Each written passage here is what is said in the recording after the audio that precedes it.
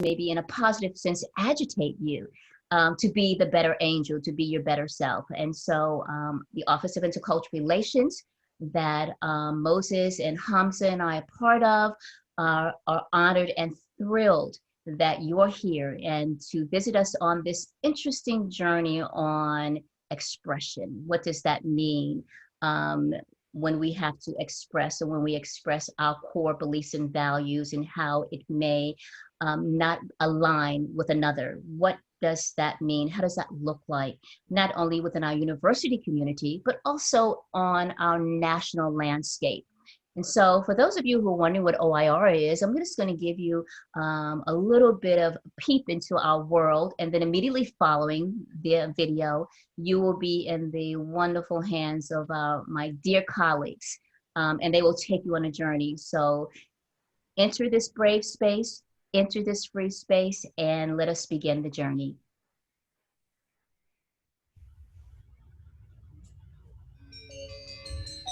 Respect.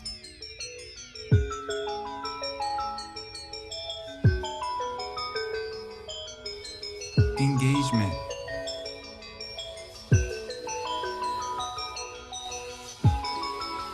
Awareness.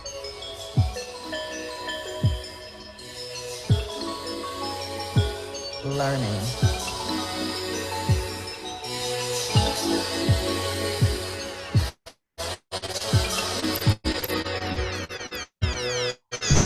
We all want to help one another. Human beings are like that.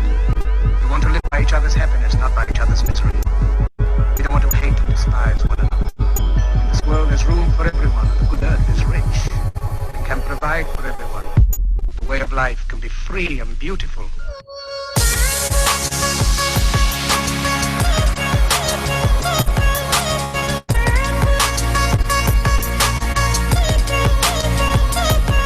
Everyone in OIR is welcome, regardless your skin color, religion, ethnicity, sexual orientation.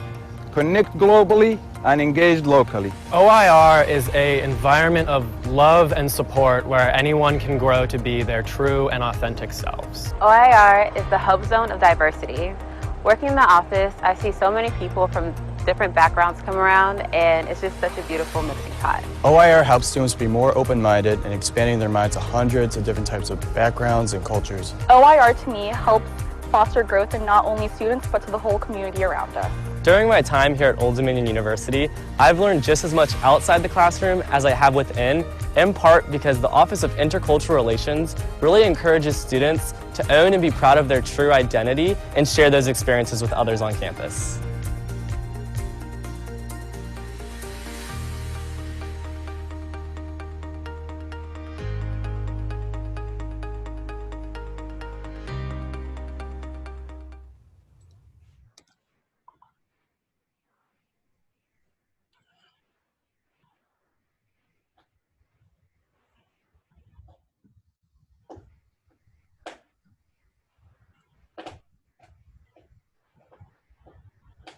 Dr. D, Dr. Kidd, it is now your opportunity. And while you are engaging students, at the end of this wonderful, wonderful journey, there will be an opportunity for you to share your impact with a survey. So be reminded of that after you, there will be time for you to do so.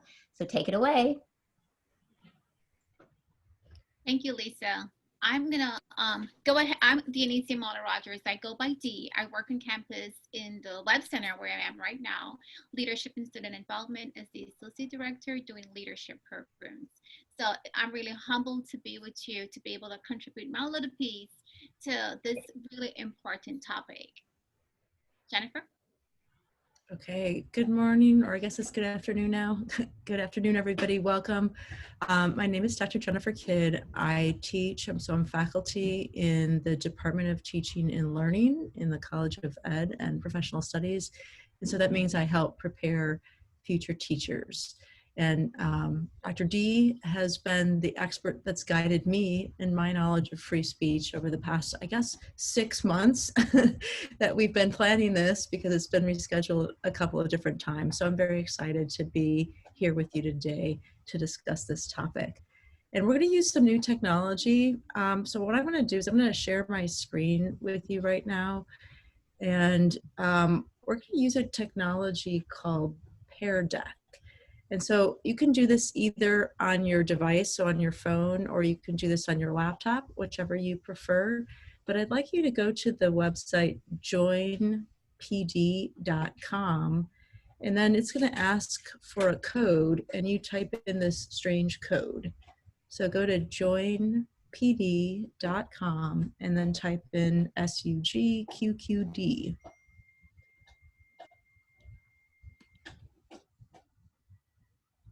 And while you go there, I'm gonna go ahead and just lay the foundation of what we hope to accomplish today. So first of all, I will own my need to interact and see faces. So I'm gonna ask if you're okay, you have appropriate backgrounds, please go ahead and turn on your cameras. This will be a session where we're gonna be interacting with each other. And a topic like this, we're really missing the presence of being able to engage in conversations. So as much as we can optimize Zoom, I would love to do that. So if you're comfortable, please go ahead and turn on your cameras. At certain points, we're going to ask you to share your views as well. But we will be covering as, and again, you can just refer to me as Dee. Dr. Kidd mentioned that I've been helping her along the journey of free speech. And one of the things I want to say to you, while we'll cover some of the specifics of free speech, specifically as it relates to ODU, I really don't believe this presentation will be shared with you. Jennifer, can you provide the code again? They should still be able to, can you still see my screen? Oh yeah, she sees. Okay, good. So this presentation will be shared with you, so you'll have this information. We'll cover material. It's not trick questions. It's not trick information. A lot of this is just law or policy for ODU, and so we're more than happy to share that with you.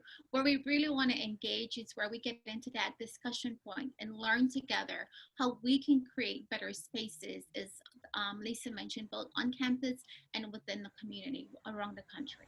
Okay, everyone is all good with the codes and pairing? Okay, so it looks like I have 11 students connected so far. So I'm not sure, we have a lot of facilitators here too. There's 20 of us on the screen. So I'm not sure. I put the information, oops, but it auto-corrected here. I'm gonna put the information in the chat. I think you'll still be able to see it when I move to the next slide. Oops, it's supposed to say join PD. It won't stop auto-correcting for me, unfortunately. And then SUGQQD. So I'll put that in there so we have it in the chat, but I'll go ahead and start our class. Okay. Dr. D, do you want to introduce our first kind of opening question? Yes, I do. Second, let me just. So the question that we really want to grapple with is liberty and justice, or justice for all. And the question is really around free speech. On campus, around the nation, in fact, I did an article on protests as it pertains to universities around America. But we're having free speech being exercised in different ways that we're seeing on the streets, and we're seeing more protests happening. And we're asking that question, can free speech coexist with diversity and inclusion? And the logical answer, the easy answer, the short answer is yes, it can, because we have these things, right? And they can exist. The challenging thing is that we really want to grapple in is the how.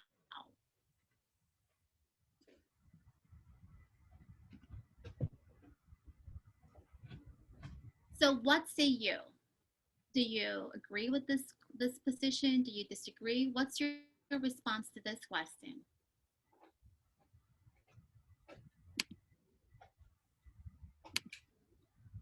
You can simply share in the chat, guys.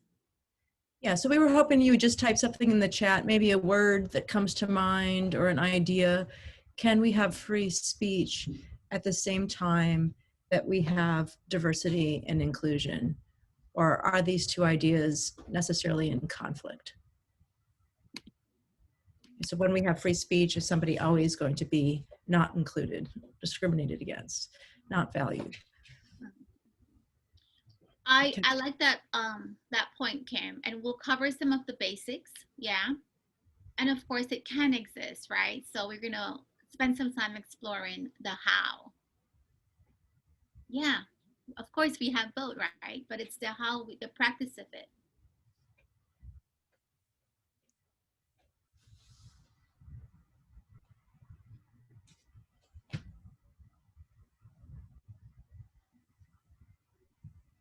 Right, George? Mm-hmm.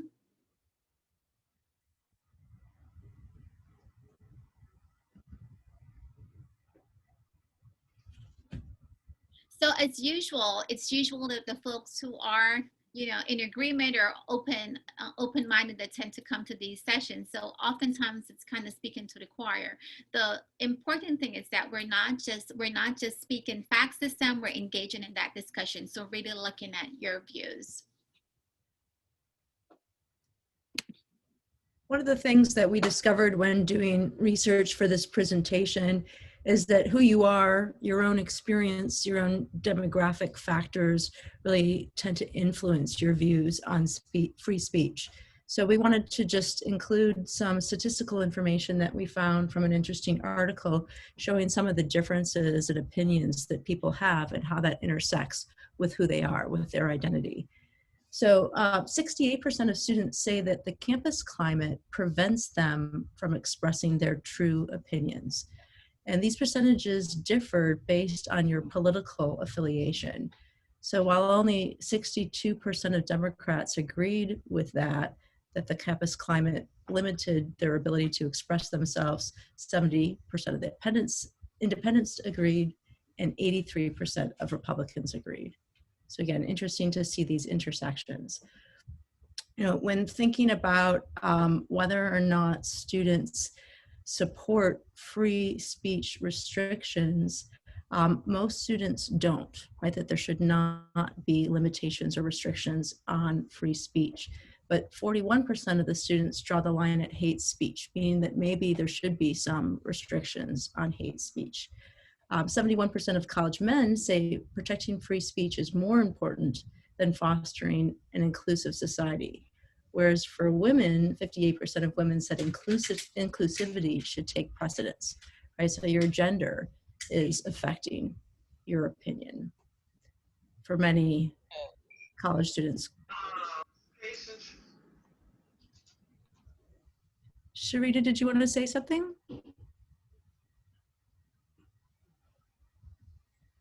Not sure. No, ma'am, I didn't have my volume down. My thing on mute. No problem. So here we've got a table showing the percentage of students that support hate speech protection. So basically what that means is that we should be free to say things that might be construed as hate speech. There shouldn't be limitations on that. And so 74% of men support that view, right? That freedom of speech should include the ability to make comments that others might construe as hate speech. And you can see how that percentage is dropping down based on these different variables, right? Fewer Black students support that, fewer women support that, fewer Jewish, fewer gay and lesbians, fewer non-binary students. So in terms of understanding what free speech is, I have this fun little clip from the late 80s of a song by Above the Law. So let's see if it'll work if I play. Oops, just going. Writing's not that easy. That did not work. It's supposed to play on the page. Let's try again. Guess that's not going to work. I feel like Vimeo has made a lot of great advancements over the years. I have my clients give me feedback. Congress shall make no law respecting an establishment of religion or prohibiting the free exercise thereof, or abridging the freedom of speech or of the press. All right, well that worked a little bit. But it's funny when we were, when Dr. D was reading this out to me, I was like, oh, there's a song that has that way back in the 80s. But I liked their piece, which was their song is kind of reflecting their frustration with their inability to express themselves the way they would like to. Dr. D, I'm going to switch it back over to you. Okay. So we wanted to cover, you saw what free speech is, and cover that, get in a bit more into the weeds of what that means for ODUs, the public institution. So how do you get to exercise your free speech on campus? And I said, we're going to go through some of the process. I feel that no one has to feel, oh, this is the law, this is exactly what I can and cannot do. If you're ever unsure, we have staff in place who can help you figure some of those points out and ensure that you have access to free speech and you know how to go about exercising that. Because as a public institution, we have a duty to ensure that we do just that without censoring it or making a decision that's a viewpoint neutral.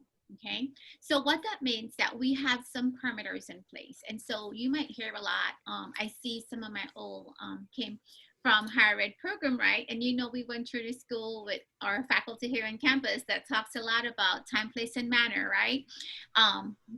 More power to Dr. Gregory and all the folks that points us in that direction. But here on campus, in my role, specifically working with student organization, if something should happen, or even in our office, we're responsible for some level of the space reservation. So ensuring that we have those policies in place, and that, you know, okay, it also includes face-to-face internet communication, art, clothing, and how you get exercise in that. So we have some of the posting policies too, that might include posters on campus. You can go to the next one. But also what's not included. So when does free speech goes over to the next line of maybe even becoming hate speech, right? So, and what's not protected, when it presents the clear danger, or, you know, limit someone's safety. So it's obscene, or it's libelous, it's lies that you're spewing out. Okay, it's harassment. That's not protected speech. So knowing that there's some limitation in terms of free speech is a good start. And also knowing oftentimes we get caught up where we get into what is hate speech, what is not hate speech. But if ever you're on campus and you feel like my speech is being violated, there's ways and processes that you can go about to get that rectified. And on campus, it's through the Dean of Students office. Dr. D, Elizabeth in the chat wrote a little example here. At my undergrad, we had this guy from off campus that would come on and hold up signs. Do you want to address that, whether that's included? Yes, I will cover that in a little bit. Okay. But I will just go ahead and say, in terms of signs on campus, so on campus, we often have folks who might say, I want to use certain things. So in one of my slides later on, I'm going to go ahead and cover it from now since it was brought up. Organizations and students have the right to access certain spaces on campus. And if an organization go about and say, I want to sponsor this event, and this is an event that's known to be a controversial speaker, we have that responsibility to allow that to happen and facilitate that process. And I'll cover some of the details of that later. But also as an individual student, you have the right to sponsor certain things and have access to what we call free speech spaces, okay? And again, remember that as institution and as public institution and as administrators, we cannot restrict that based on our views. In other words, I can disagree with your sign or whatever you're saying, or it could go against my values. That's not the issue here. The issue is that's your right and you can hold up that sign. It's just educating. What we can do as administrators, as an institution, we can educate everyone that this is a free speech right that this individual has. You might not agree with him, but it is still his right. And then also educate you in what you can do in those situations. So again, covering some of that, how you can get to exercise it. I mentioned in terms of joining an organization or being an active organization on campus, you get access to more indoor spaces. As a student, you get access to those spaces, some outdoor spaces, some designated free speech spaces, and it's really open, and I have some of them listed later as well. But as an individual student, you can also sponsor free speech on campus, or you can participate in your classroom, plan events, that kind of thing. Yeah.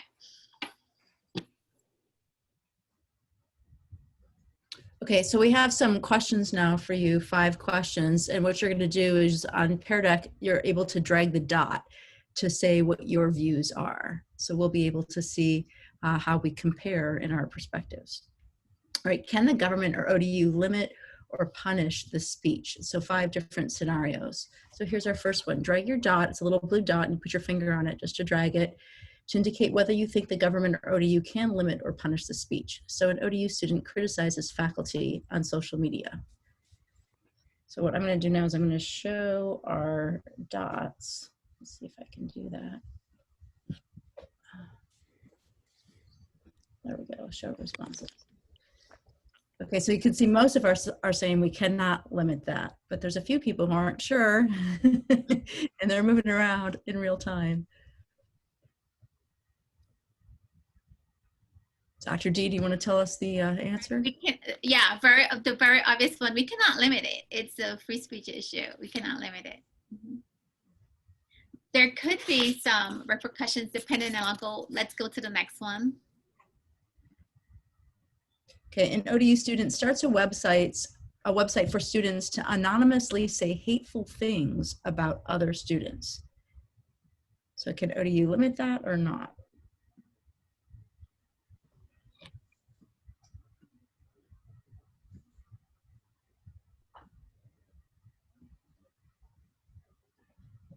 Can limit, okay. Again, cannot limit. In fact, this one actually happened on our campus, and there's very limited things the university can do. It could be, and the same thing, it depends on the situation. They can both be conduct situations, but again, yeah. I got this one wrong too. I thought for sure we could limit this, right? I was really surprised to learn that we couldn't. Okay, ODU students are unhappy with a commencement speaker and protest by turning their backs and donning headphones during the speech.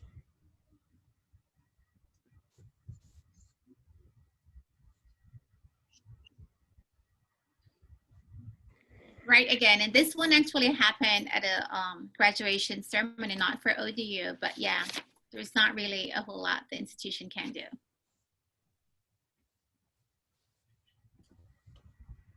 A student group advocates for climate change legislation by dressing in bathing suits and lying down on beach towels on Hampton Boulevard in January.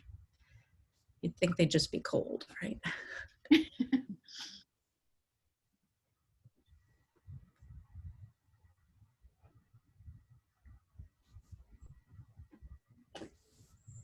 Again, there's very little the institution can do. When it comes to Hampton Boulevard, that is a public space. So the issue would be, do they have a permit to be out there? So yeah.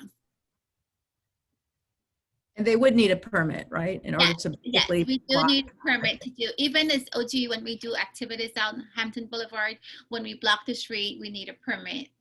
For instance, like homecoming parade, we need a permit for that. And Kim asked, what about safety? So if they don't have a permit, then ODU could shut that down? Well, it's a public street, so it won't be ODU. But ODU can always go, as administrators, we can always approach a student and, you know, engage them in a discussion. Do you think this is the best way to go about, you know, having your point being made? So that's one thing that I would always encourage as well, engaging in discussion. Okay. Next one, a gun rights group plans a demonstration in Kaufman Mall and passes out fake guns for attendees to carry around campus.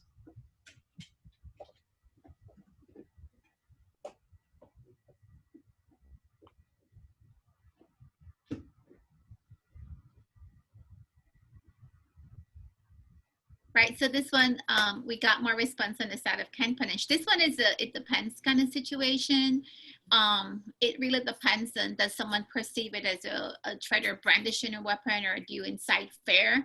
But someone can legally carry guns on Kaufman Mall. If it's inside a building, it would be illegal, but yeah. And again, for all these responses, that was your last question, Jennifer? Mm-hmm.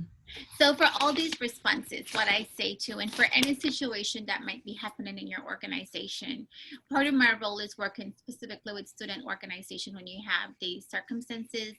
If I'm not clear on the the guidelines according to the law, one of the first things I do before I even respond or request a meeting with the students, I would call university counsel and get some guidance, okay? In other words, I don't feel you have to walk around feeling that you have all the answers. I'm not an expert, I'm not a lawyer in this topic, so I just call and ask the people who know, who are smarter than I am, to be honest with you. So, yeah. And just to clarify, because this one was really surprising for me too. So guns are allowed on campus, they're just not allowed inside buildings. Yeah. Right. And this, so, yes. And this issue of fake guns, right? So it could be construed as a safety issue. So if people really felt like they were real guns. So that gets into the whole part where we say where it goes over to action. So that someone did perceive it. If you're pointing a gun, someone could have said, you put me in fear of my life when you pointed it to me, I thought it was real. It could be considered brandishing. So that's where it gets really into the gray of, you know, interpreting the law there and how it's perceived. And again, all that I asked the attorney.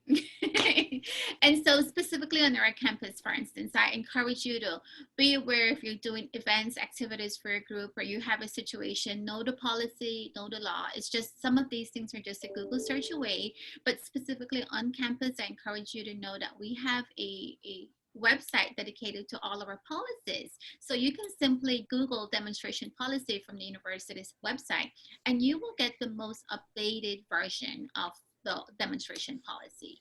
But for instance, for the demonstration policy, again, it's that whole time, place, and manner restriction, but students can utilize this means to free speech and be active on campus. ODU doesn't necessarily sponsor the events and activities. We have to remain viewpoint neutral again, and allow people to exercise that right. If you're not a student, if you're just an outside agency, that's not allowed, okay? They would be encouraged to maybe go to the public sidewalk or go to another space and get permits if permits are required. But individual students have that right here on campus. And again, just reiterating it, we cannot limit your access to free speech. We cannot prohibit you from peacefully assembling and making your point, especially if we do not agree with it or if we're in support of it. Like we have to remain viewpoint neutral in our position. So going back to the example in the chat on a university campus of someone holding up a sign, administrators cannot limit folks' access or folks' ability to exercise free speech. Again, just a demonstration policy. I encourage you to go check out the details of that. Our limitation is really around time, place, and manner. Again, how you go about getting that space. Reservation, we have a process. You got to go through the reservation process. It's available to whomever it's available first, and then go through that procedure, get your confirmation, and so on.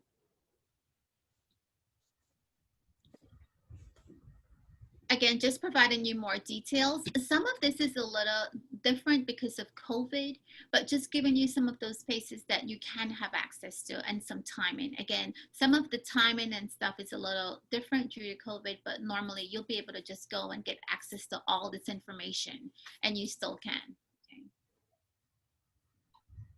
Did you want to mention anything about the candlelight vigil, or let it speak for itself?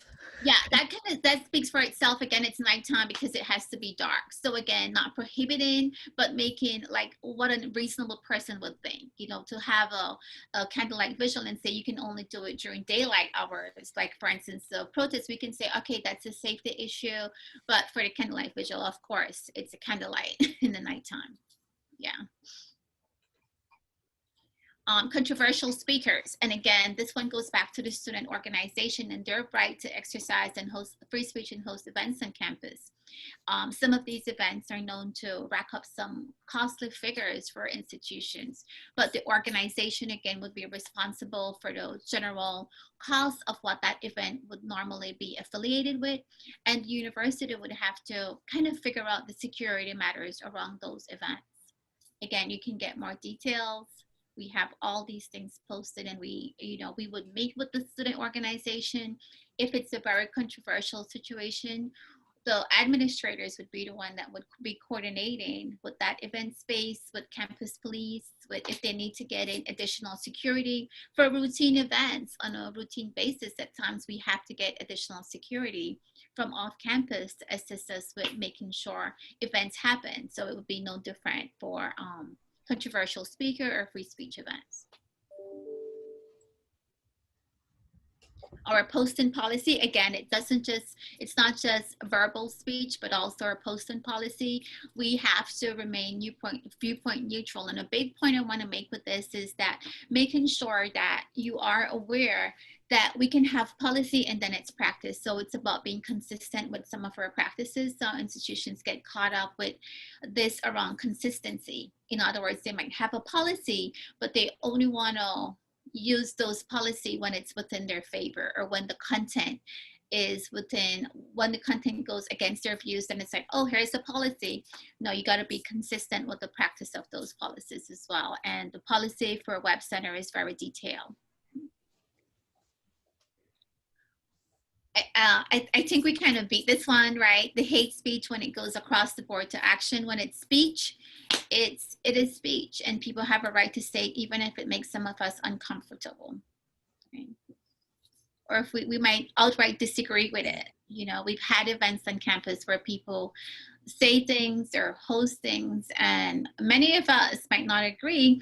At best, what we did, we hosted a boot across to educate students, because students were very upset some of the times, and we hosted a boot across from the event, a clear enough distance to know, okay, we're not sponsoring this event, but we have a duty to allow this event to happen. So when does it cross the line is, and what can we do for hate speech? So this is where it gets in. So I put that text on there. Hate speech is speech which attack a person or group on their basis, and you see all the protected statuses there. But there's no provision that exempts hate speech. And I included that point at the bottom because that was changeover. I know the date. Okay, it has the date on there. And so I noticed that, note the point in red. So when it's direct personal insults that are offensive, they're likely to provoke specific targets. So that's where it's going over. And if we go to the next slide, where it's going over from words to action. Yeah. So when it goes over to fighting words, where it's inciting, it's directed to someone, and it's like, okay, it might trigger someone to take action. So that's where it really kind of goes across that point. But keep in mind the last point there, you cannot violate the law. You cannot violate the law or policy to provide opportunity for free speech. In other words, in terms of following harassment, obscenity, or damaging property, you can't do that just in the pursuit of free speech. The heckler's veto, again, going back to the point, particularly if I'm referring to university campus and administrators, just really protecting that right for speakers to be able to have their right for free speech. So the heckler's law, and I'm not reading exactly what's there, but really someone come in and heckle a speaker, kind of stop that free speech from happening. The university have a responsibility to enable that free speech. So that would be an issue that heckler would be asked to leave or be removed, okay? And there's different ways you could do it. So we often say, what's the answer to hate speech? It's more speech. So one way to do it, again, they both get their views. So maybe a controversial speaker doing his thing and someone who disagrees with his position, they don't grab the microphone from him and stop free speech, but they show a sign that allows them to make a point, but the free speech is still happening, okay? So to clarify, this would be allowed. He wouldn't be asked. That would be allowed because they're not stopping. So if that person went up on stage, I know there's been situations where someone went on stage, grabbed the mic away, that would not be allowed. That would have to be stopped so that we allow that speech to happen. You cannot stop free speech from happening. this event more than likely was organized by a group on campus because they have a right to organize that event on campus, okay? Again, even if the administrators disagree with it, it doesn't mean no one will agree with every single group on our campus. For instance, we have over 350 organizations. There's no way we're going to agree with all the folks in those organizations and their viewpoint. But it doesn't mean that we have that right to let our views impede their right to free speech, okay? But again, if someone else disagree with it, they can also exercise their free speech if they don't disrupt that other person's right, okay? Okay, so now we have an activity for you, and I'm trying to think about the numbers of people here. We're planning to break you up into little breakout rooms via Zoom and have you discuss a particular topic. So we present a scenario to you, and then we want you to consider how you might intervene. So if this particular scenario happened on ODU or at ODU, what would you do, or what could you do to change the impact? So this a free speech event occurs, and that free speech might be interpreted by some as being, you know, hateful or certainly not inclusive. So what can you do while you're still allowing the free speech to occur? You're maybe promoting more discussion or having the speaker reconsider how he or she is communicating their message. So the question is basically, what would you do? How would you intervene to strive for a more inclusive environment? And how can you maybe express disagreement with the person's view while not necessarily expressing disagreement with the person as a whole? So kind of separating their view from the person. You're still valuing that person as a human being, but you're communicating that you are not fond of their viewpoint. So we'd like to use a tool called Jamboard. I don't know whether you've used Jamboard in the past, but if you click on the link, and you should be able to do that. There we go. Jamboards are a great interactive tool for this day and age when we're all forced to interact via Zoom. Basically, what they do is they provide these little kind of whiteboards for people to contribute information.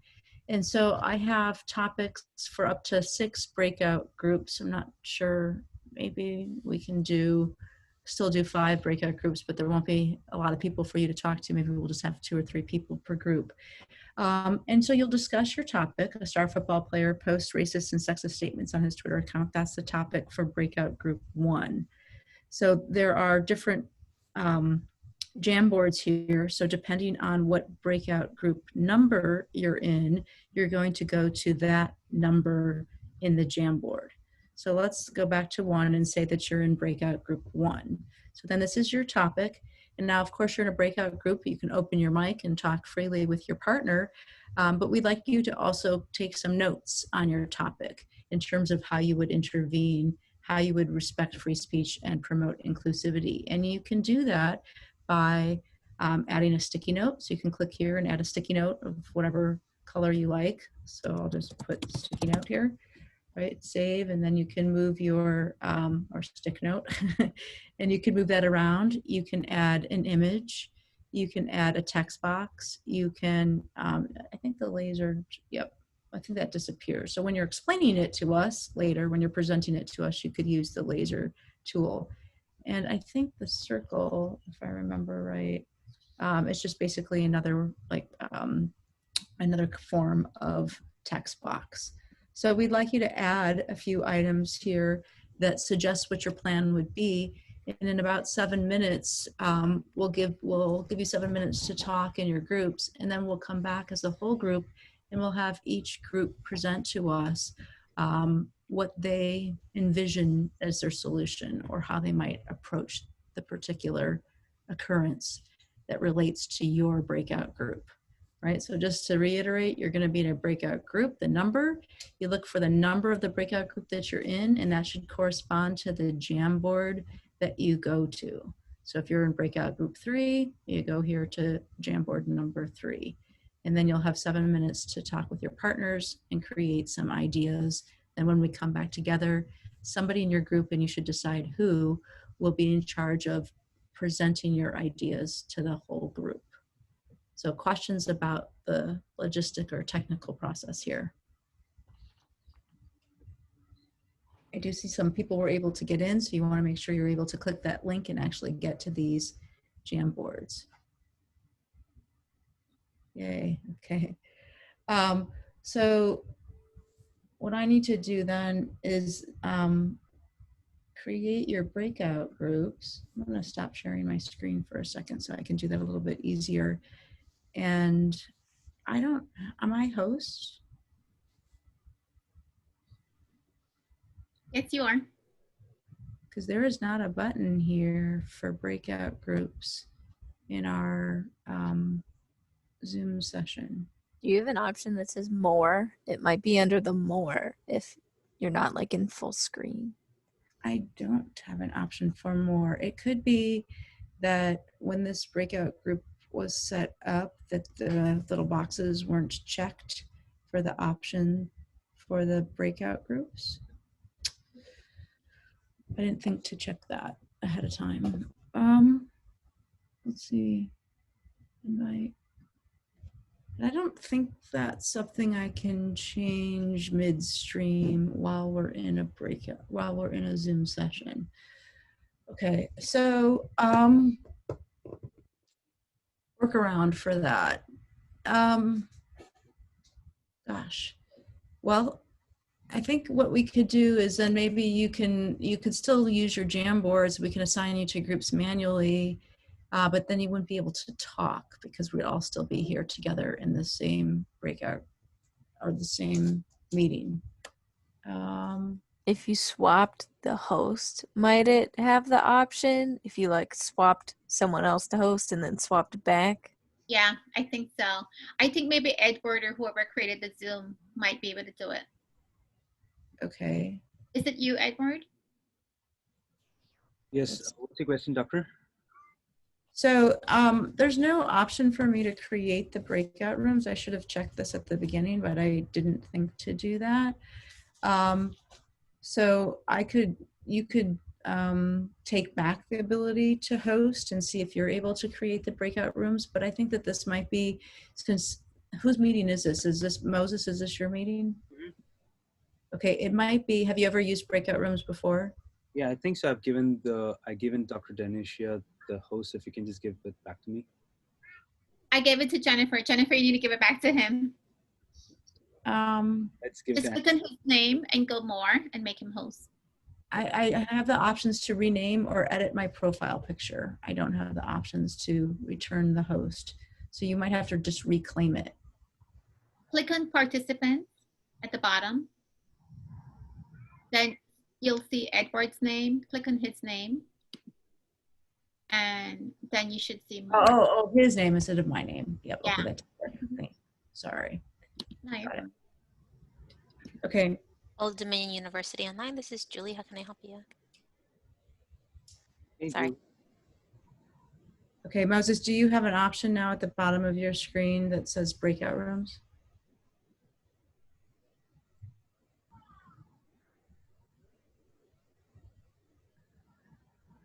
I'm just not seeing that. Yeah, so I think we're gonna have to improvise. And so what I'm thinking is maybe Elizabeth and Charles, you can be in breakout group 1 and just maybe you can text each other through the chat if you want to communicate, and also just post some ideas on your Jamboard. And then I'm trying to differentiate here between facilitators and attendees. So Kim and Rashad, maybe you can be breakout group 2, and 3 could be, is it Andrea or Andrea? Andrea, you muted.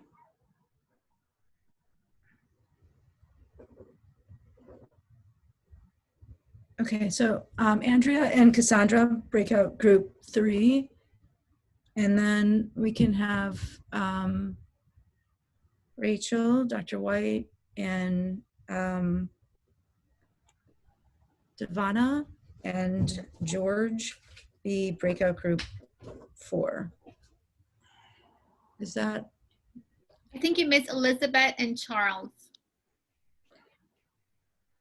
Elizabeth and Charles. Thought we were group 1. Okay, so Elizabeth and Charles are group 1. Okay, perfect. Sorry. Kim and Rashad would be 2.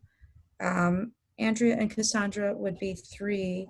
Rachel, Anna, and George would be group 4.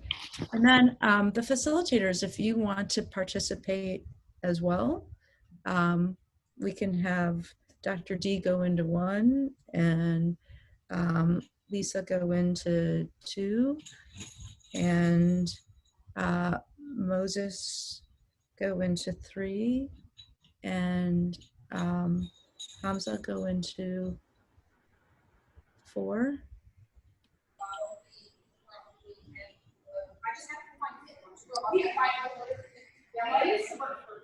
Okay, so who's team 3? So team 3 would be Andrea, Cassandra, and Moses. So we're just gonna playing inside the chat room, correct? Just the chat And box. go to the Jamboard number 3 and post some ideas on your Jamboard.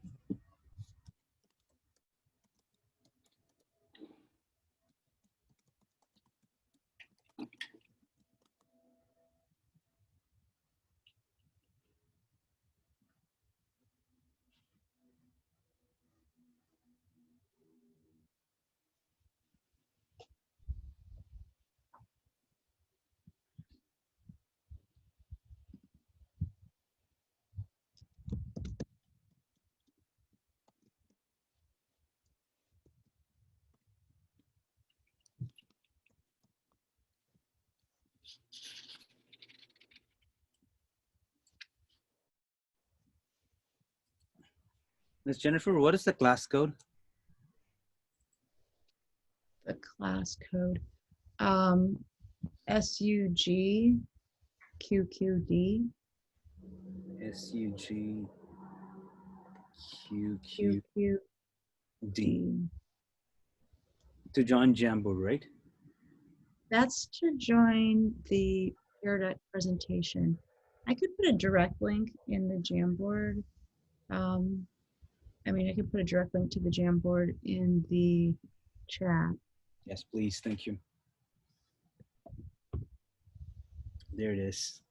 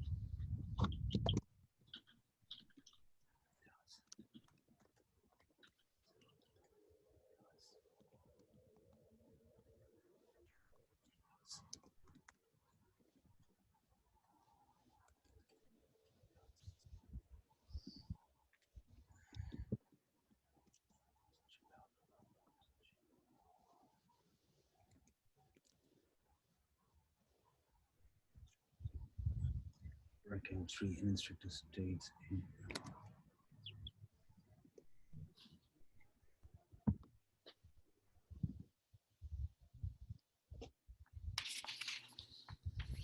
Jennifer, is it possible that we can just have a group chat, maybe take two of the scenarios since the group is so small and just engage the students?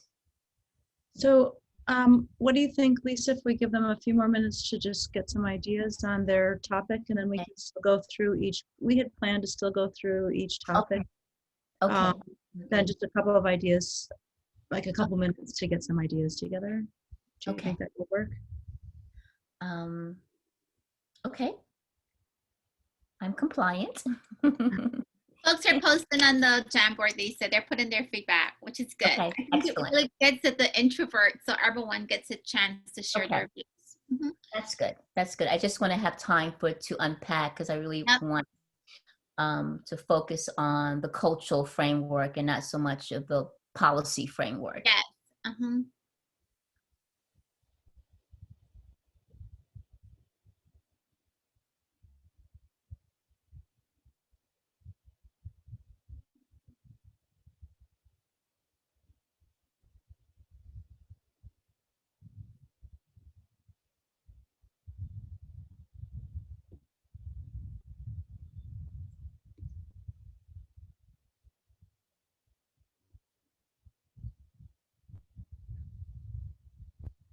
So Dr. D, do you think 2 more minutes for people to share ideas? Yeah, I'm reading through now. I hope you guys are reading through as well. Okay. Yeah.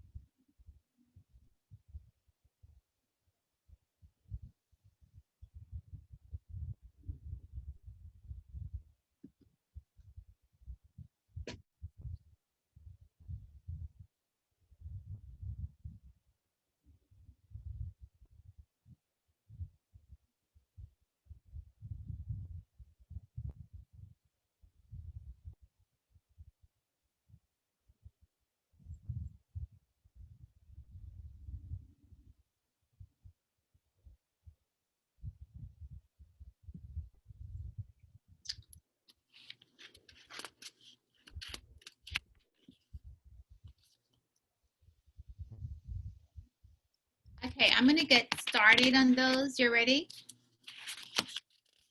I'm still reading through, so maybe we can give everybody another sort of 30 seconds or something to kind of look through if there's if they haven't done so. You guys are looking through everyone else's feedback and all the points.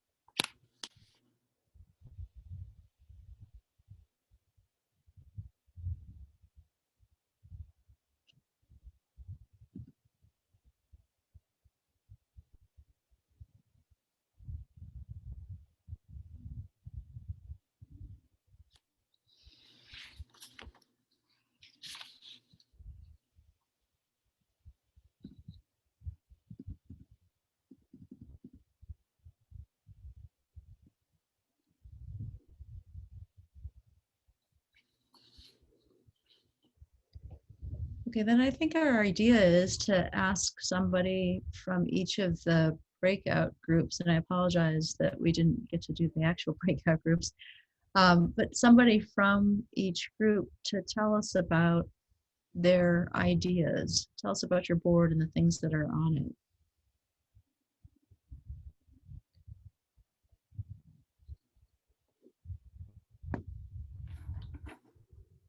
So let's start with breakout group 1 and the first topic.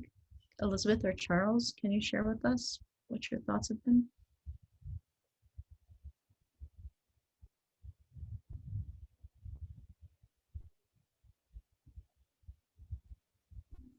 I can go. I think that the school might actually be able to like take action because like athletes are kind of a representative of the school.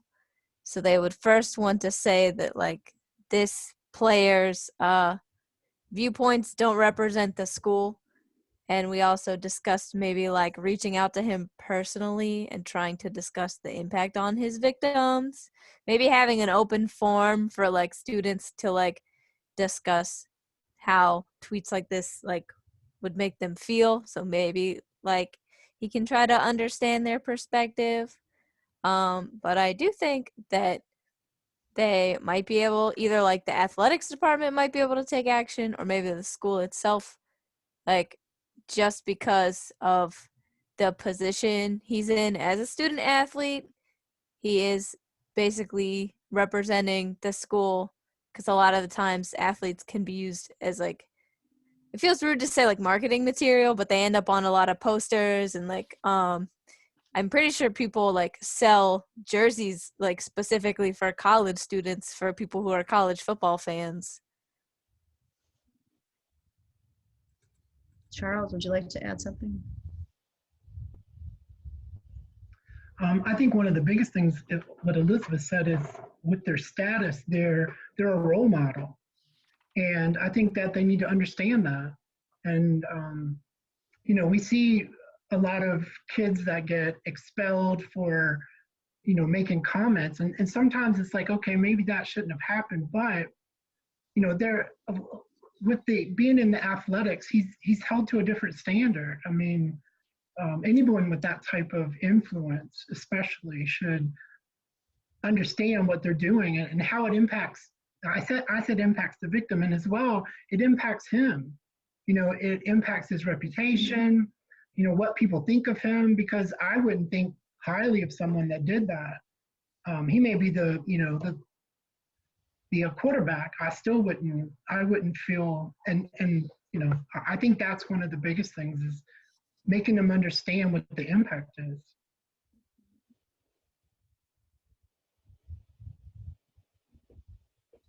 Dr. D?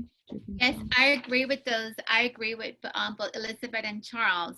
In this situation, I'm going to go ahead and say yes, coaches do have a lot of leeway to even remove him because playing sports is a privilege, it's not a right, and oftentimes you're even banned from using social media. But I think the important part of this discussion is really starting that discussion so that they can start understanding how it goes beyond them and how it impacts them, and start that education. Yes. We want to go to the second group, the second question.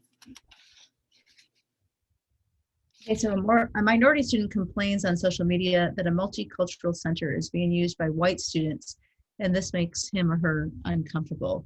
So Kim, Rashad, or Lisa, do you want to share with us what you thought?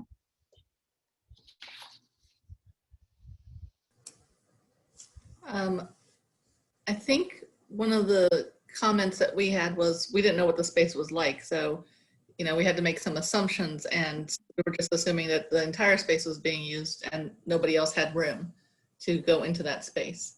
So that was one of the assumptions. So one of the things that we suggested would be to have a conversation with the minority student about why they feel uncomfortable. And that could lead into doing things like having civil conversations about between the two groups so that they can understand that it is a shared space. But at the same time, the idea that this is a multicultural space means many cultures. So it shouldn't limit any culture going into the center.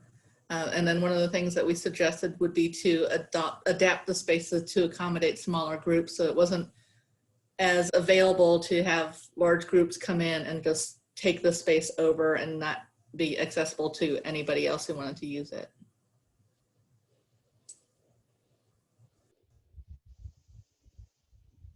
Rashad, what do you think? Yeah, so having a conversation is really important, because maybe the students, the white students, aren't aware you know, that they are dominating the space, that they are dominating the space. Maybe they're not aware that other students are feeling uncomfortable about it. So figuring out, one, for the minority student, where that discomfort is coming from can facilitate additional conversations. Maybe they have biases towards the white students that aren't being spoken. And it could run in reverse too. Maybe the white students have biases that they're not aware of as well. So facilitating those conversations could make the space a more inclusive area, because you can't necessarily say that one group or the other is wrong until you know what are the reasons for the actions that are being taken.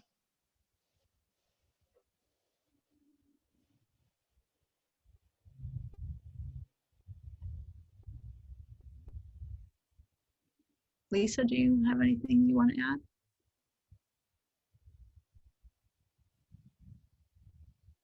Somehow I didn't enter the room. I don't know what happened. But I think what everyone has brought to the table is apropos. This actually happened on a campus. And I think that have a clear understanding of what we mean when we define multicultural.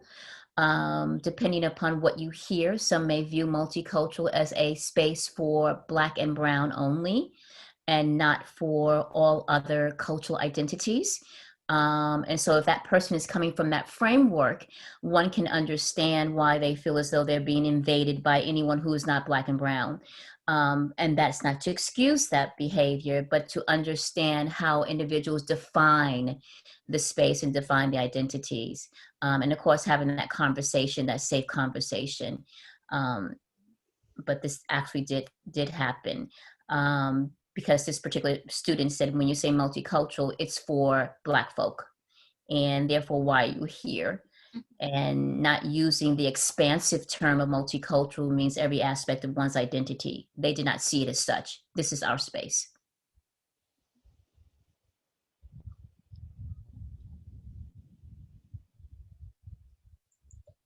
You know, I thought Rashad's point was interesting too, of white students maybe not understanding why spaces might need to exist that are specifically promoted as being, you know, sort of diverse spaces, or spaces that we would hope wouldn't be white dominated.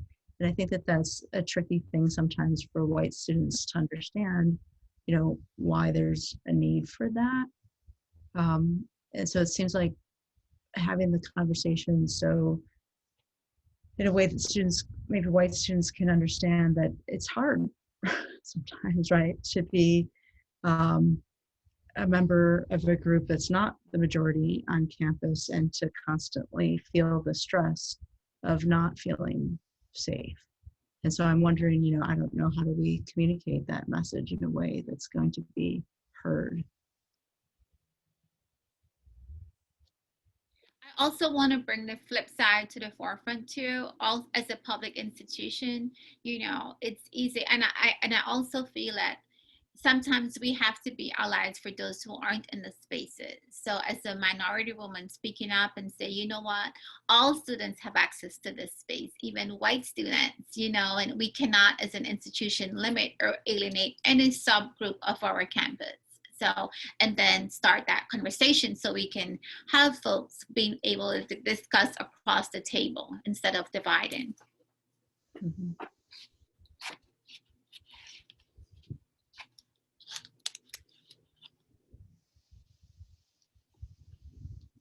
Should I go to number 3, or does somebody else? Yeah. Okay. So an instructor states in her syllabus that she will not coddle students and doesn't support trigger warnings or safe spaces in her classroom. So Andrea, Cassandra, or Moses, would you like to tell us what you guys were thinking? Sure. Andrea, if you'd like to go ahead. My bad. Oh, sorry.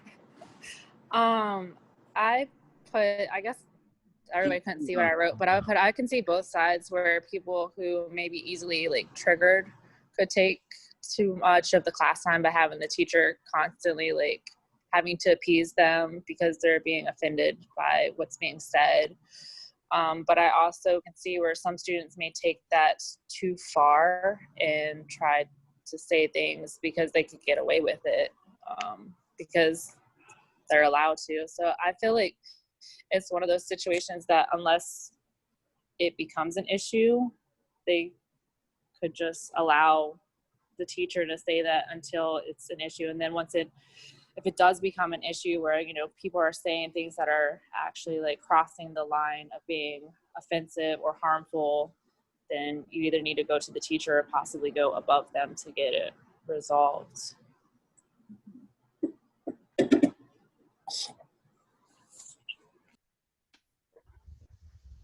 Shoot. Cassandra? Yeah, I do agree with Andrea, but I do think that maybe the wording should either be clarified or rewritten. I feel like as students, we hear the statement that we won't be coddled quite frequently. It doesn't really have a negative, you know, feeling or emotion attached to it. But I felt that the statement, let me see, like the ignorance of trigger warnings and safe spaces felt a bit extreme. So I would ask for either that statement itself to either be taken out or rewritten. And then I do think, obviously that would go with the teacher's discretion. I think there is a balance. And like we touched on earlier in this presentation, there's a time and place for, you know, discussion and for opinions to be had. So I do think teachers should be aware of the welfare of students, but it just needs to be a balance. And I think that statement in and of itself needed to be reworded.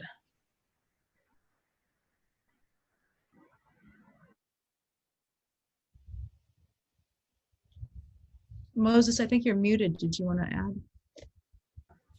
Okay, I kind of piggyback on what Cassandra did say. Definitely, I mean, just to understand the fact that we live in a society where fear just grips people every day, because not everyone wanted to get involved with certain institutions, I would put that way, with certain dialogues or conversation that would end up, I mean, even though they wanted to do something good, they end up doing bad, if that would make sense, right? Because, like, you know, we are surrounded with people, like whatever word, a little bit of word can just mess up the entire scene and create a lot of disturbances around their situation or surrounding them. So I just see that, I see the teacher's perspective. I think so there's a little bit of fear involved with when she says that she doesn't want it to get involved with such kind of conversations. So if it was me, I would definitely get in there and just give a piece of advice to the teacher that she should, as Cassandra did mention, that she should be well informed about where she is. And she's not in 1980s, or she's not in, or he or she, whoever the teacher is, they are not in like back in the day where things were smooth and easy. They are in the 21st century where things is happening. A lot of new things are evolving, and they need to get adapted to their current situation and need to have a knowledge about what's happening around. So yeah.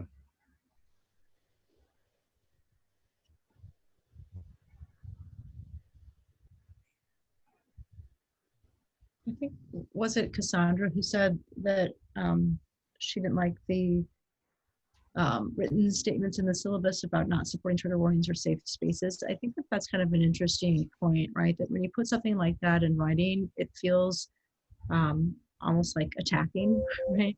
It feels pretty harsh in a way that maybe is unnecessarily and seems like it's going to alienate students right at the beginning. It doesn't seem like a smart idea for a faculty member to start off the class with.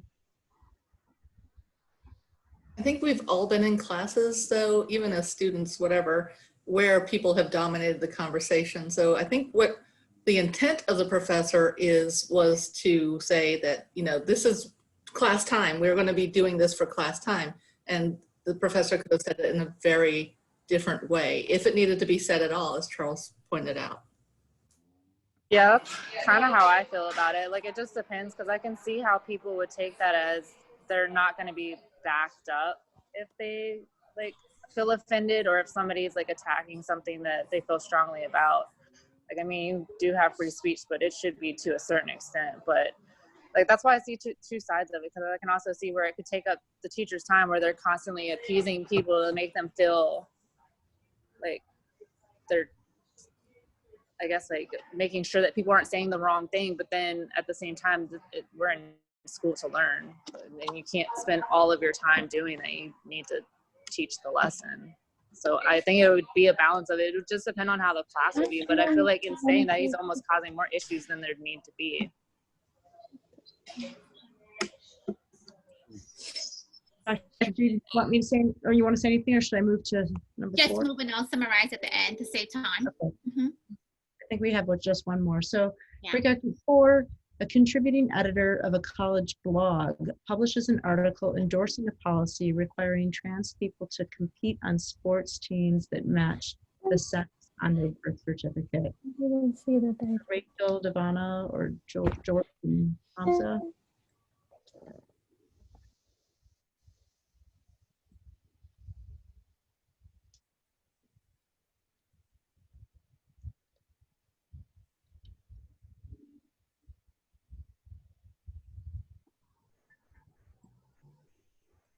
George? I was just about to say, like, I don't know. I feel like that was the free speech right there. Because I mean, I agree with what he said. Like, it seemed like a fact. Well, it don't seem like a fact.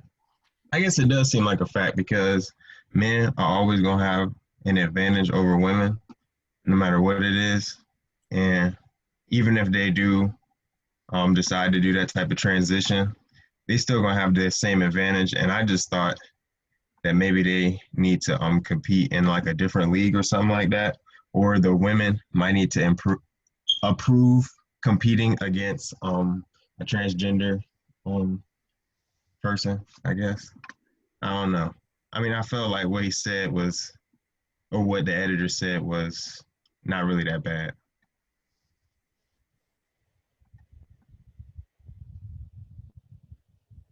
Rachel, do you have anything to say, Rachel? I know that you did mention that you accidentally was in room 3. If you have anything to say, feel free to shout out, Rachel. No, like I said, I was in group 3, so I didn't have anything for this one.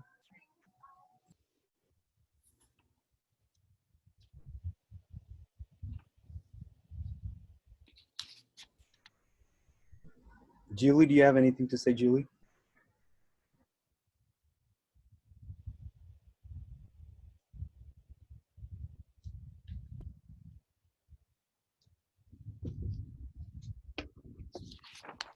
All right.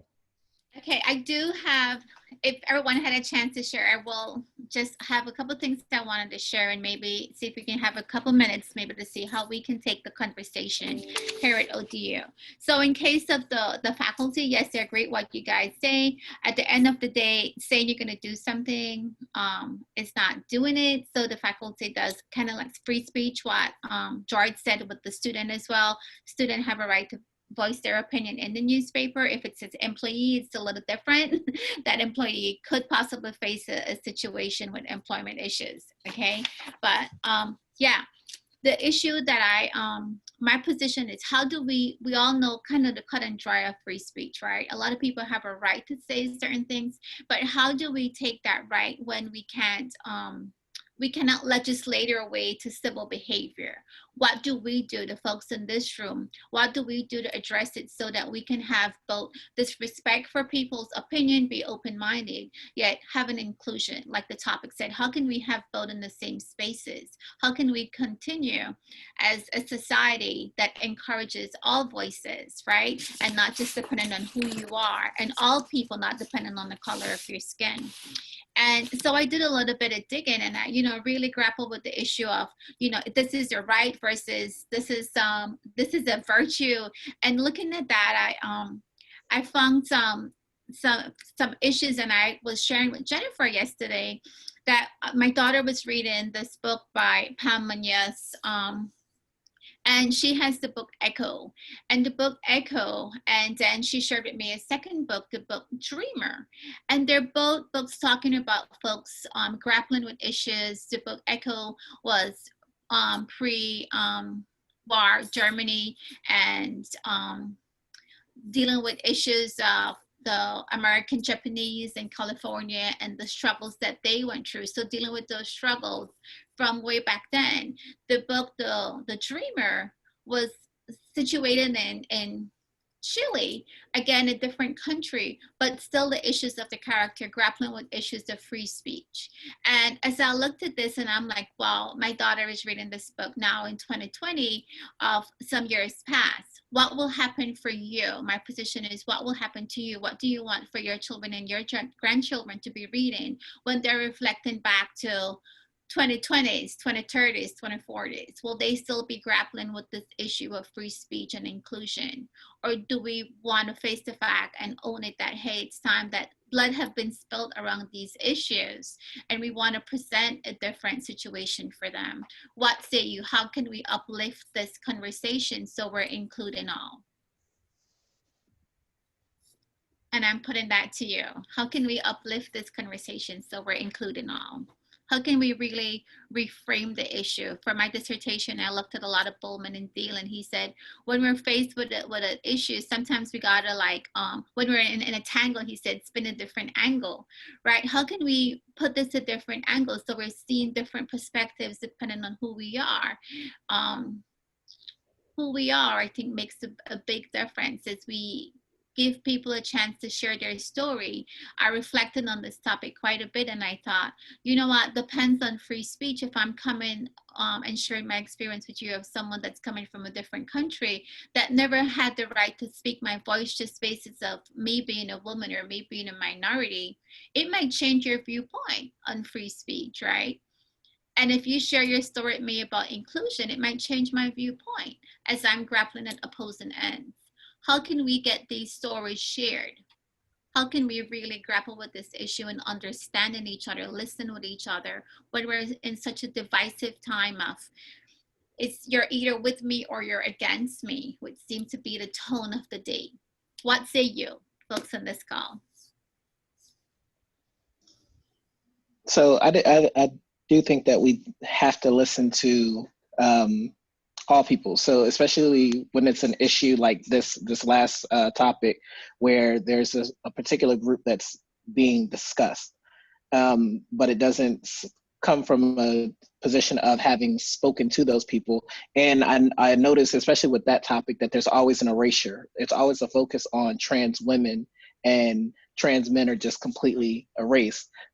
But that does a disservice to the conversation because they're a part of the trans group as well. So we're always focused on trans women and the advantages that they may have because of their birth sex.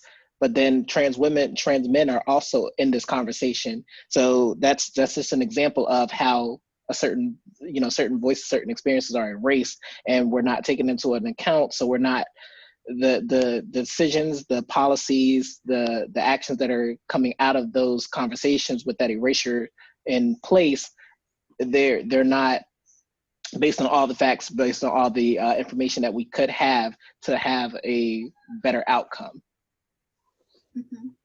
I appreciate it, Rashad. So even in our quest to get equity and voice for one, we tend to kind of cut a pool of folks out of the conversation. Yep. Anyone else?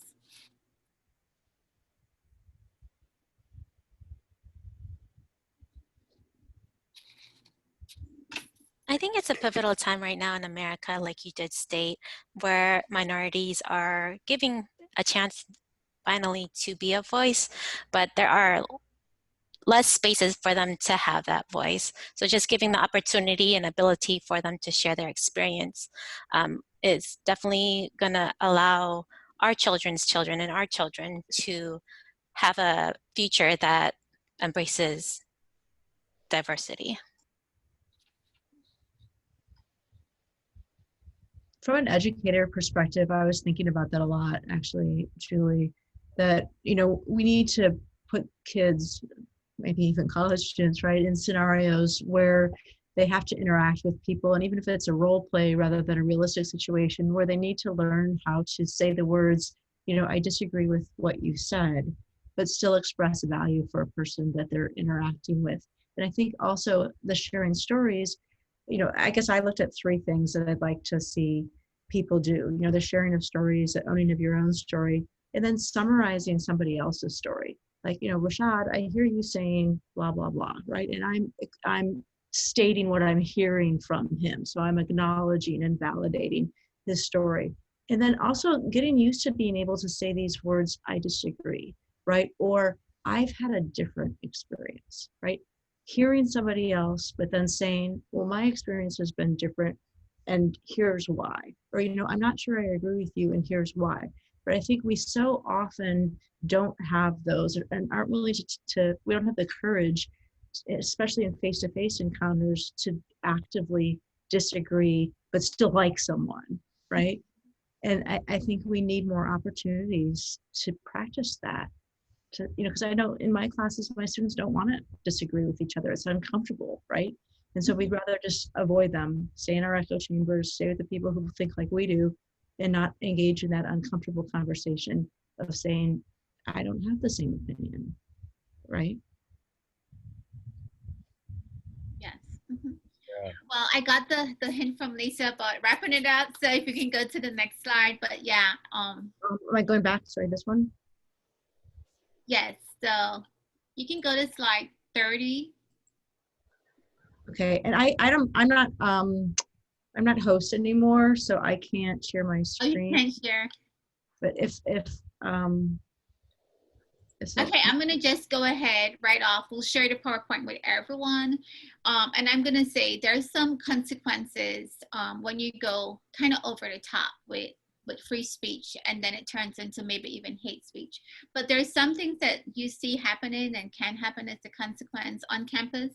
Could be code of conduct. Depends on who you are. You see folks in the community having issues with their employment. And of course, the court of public opinion. People say certain things, and at the end of the day, they might have to leave town.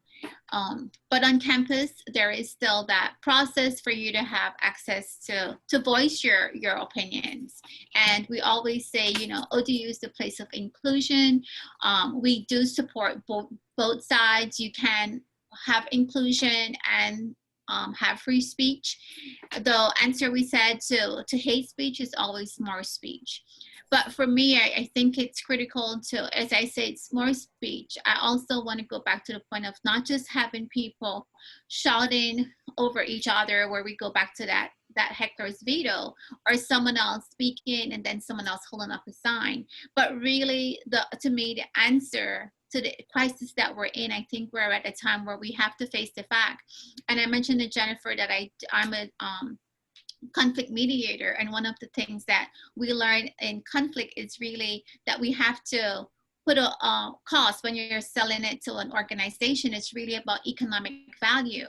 And so I think the issue in America has reached a stage where at some point we have to realize that it's time for a paradigm shift. How much is this going to cost us? And is the cost not just way more than the economic impact that we're having? But when we reach that point where we're like, okay, we got to have a paradigm shift where we really value inclusion and we value free speech, and we know that we have fought for these issues, right? And we find it significant enough and wanted to have both being voiced. If we can go ahead on that presentation, I wanted to share some other resources with you as well, right? And what do we say when one person's belief sounds like hate speech? How can we continue that conversation?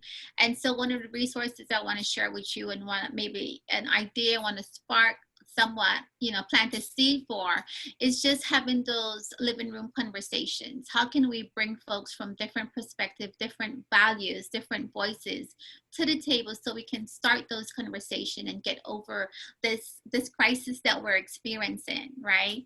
That YouTube, that TED Talk at the bottom of that slide there, really, I found this really engaging in terms of talking about that filter bubble that we tend to live in.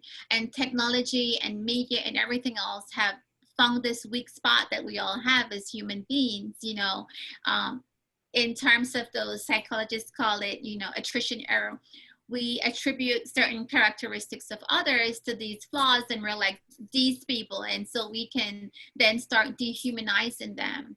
But how can we really take that away from the equation and really open it up to having those discussions, bringing these conversations to our living room where we can discuss and debate and then walk away and know, hey, that's still a human being, and I don't have to start name calling them and degrading them because they have a different view from myself.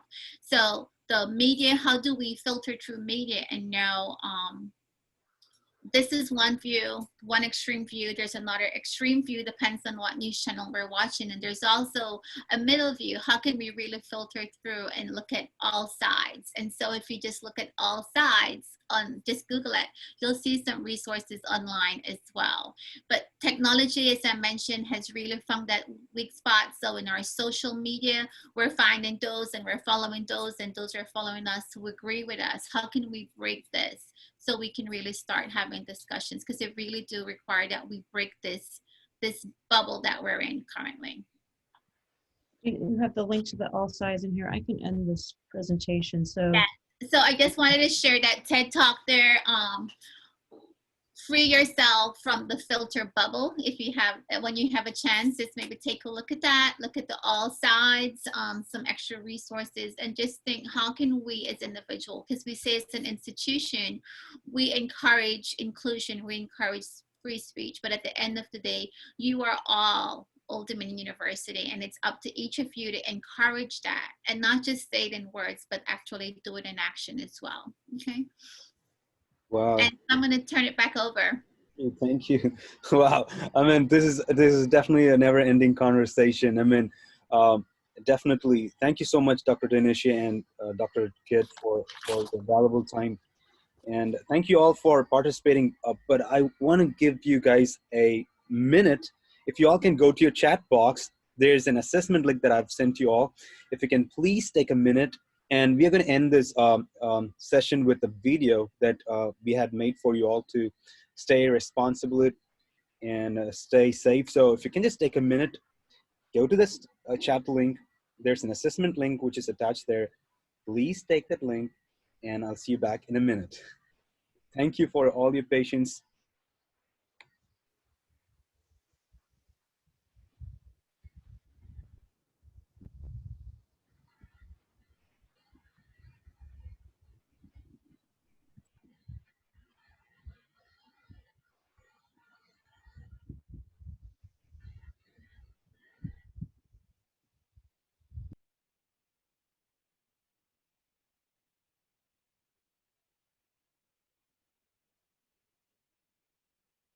Are taking your assessment. I mean, this thing just struck my mind. I wanted to read it to you all. It says, this is a statement that was sent out by William Sloan Coffin Jr. This is what he had to say: diversity may be the hardest thing for a society to live with, and perhaps the most dangerous thing for a society to be without.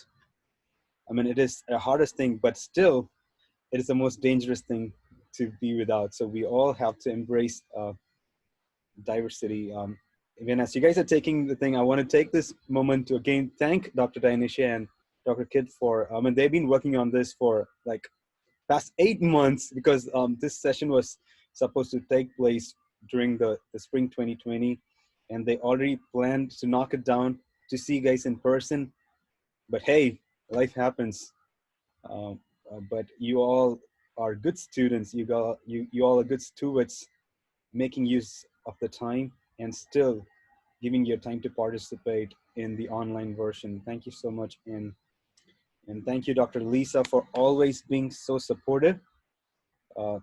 She's very committed, and she's the executive director for the Office of Intercultural Relations. She's very supportive when it comes to inclusion and diversity. Thank you, Dr. Ms. Lisa Clark, and thank you, my man Hamza, for staying there and keeping us all active, doing the background works for us. Thank you, and thank you each and every one of us.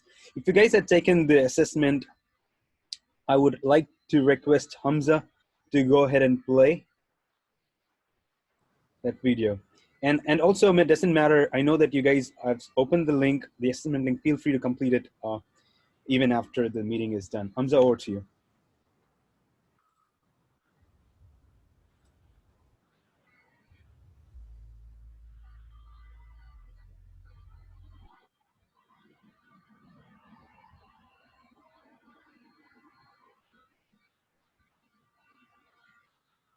Can you put mute, Moses? Please. Thank you.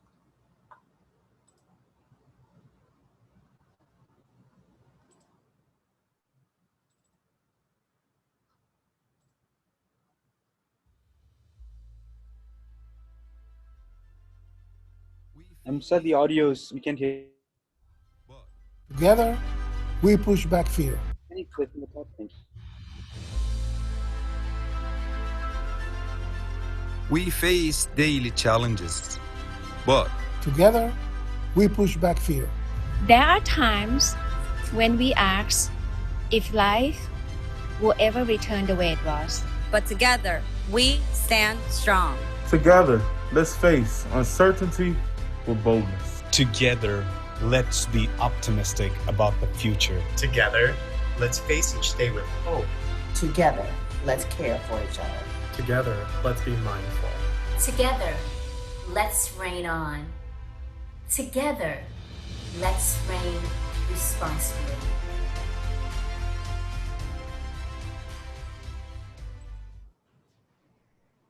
Thank you all. Thank you all for joining us. I know that this has been a good session for you all. Feel free to give in your comments, and we all are here to hear back and here for you. Stay strong, stay safe, and stay responsible. Have a good rest of your day. Bye. Thank you guys. By the way, I love those videos. Thank you.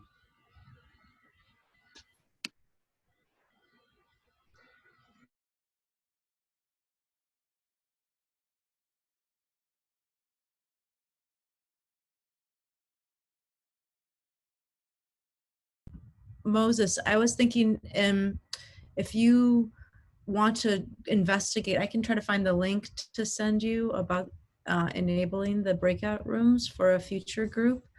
Or you can just Google it and figure it out too. But I think it's just in your settings. If you're the one hosting the Zoom session, you have to go in and there's a little box to check. Do you want me to try to find the link, or do you want to just Google it? I can do that. Okay. Yeah, absolutely. Okay, well, thank you so much. I know you're processing. Whenever I do a session, my mind goes a million miles a minute. You know, this is what I should have done. This is what I could have done. You know, but I think overall, you know, we're in a technical world, so things happen. You know, things happen. I think if we're going to do part 2 to have more of those real life scenarios, and let's unpack it, you know, and then how I think the next phrase should be the humanity of freedom of expression, Yeah. the impact of humanity, you know. I think that should be next. But thank you so much. Anything else? You feel good? Jennifer and Dee, you feel good? Yeah, I'm good. I think it's really interesting to see, you know, how different the online dynamic is than the face-to-face. And Hamza, thank you. The what? I was just saying it's always interesting to see the difference in the dynamic between face-to-face and online. And so I think in some ways you almost need topics that are like more like that really promote the conversation or something. I don't know. It's hard because I think people are hesitant to contribute online, and it's hard to know, do you want to make the topics or the scenarios more controversial so people be more fired up, or less controversial because they shy away when it's too controversial. So I think trying to figure out this new dynamic of promoting engagement online like this through Zoom is a little bit challenging. Very true. And also one thing that I was kind of realizing that is, man, since it's an online world, people can come in and get out anytime they wanted to. Oh, absolutely. Right? Oh, Edward, do you want to stop the recording?